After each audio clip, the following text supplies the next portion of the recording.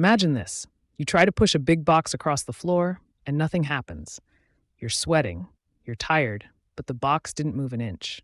So here's the weird question. Did you do any work? In physics, the answer is no. Confusing, right? Let's fix that. This is the Learning Studio, where we turn every tough concept into something even a 5-year-old can understand. Let's start simple. Work in physics, work only happens when two things happen together. You apply a force, the object actually moves. No movement, no work. That's why pushing a wall feels tiring but counts as zero work in physics. Example, push a shopping trolley, it moves, you did work.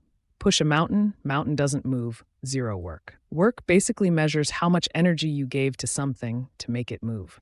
Energy is the ability to do work. You can think of it like power juice. There are two types kids understand instantly. 1. Kinetic energy of motion. If something is moving, car, ball, wind, it has kinetic energy. The faster it moves, the more energy it has. A slow ball barely hurts. A fast cricket ball feels like death. That's kinetic energy in action. 2. Potential energy. Energy stored because of position. You lift a book up, you gave it potential energy. Drop it, that energy turns into motion. Even a roller coaster uses this principle. Climb up, gain potential energy.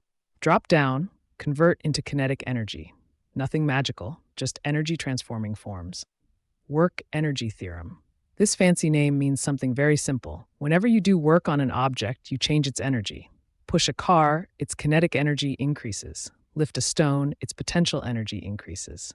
Break a bike, you remove its kinetic energy. Work and energy are basically two sides of the same coin.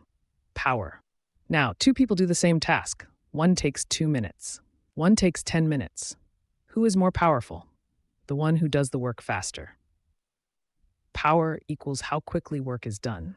A car with high horsepower accelerates fast because it can convert energy quickly. Here's something to think about. If energy cannot be created or destroyed, where does all the energy go when a car stops, a ball lands, or your phone heats up? There's a surprising answer, and we'll break that down in the next video. This is the Learning Studio. Subscribe and continue the full physics series, explained simply, sharply, and without wasting time.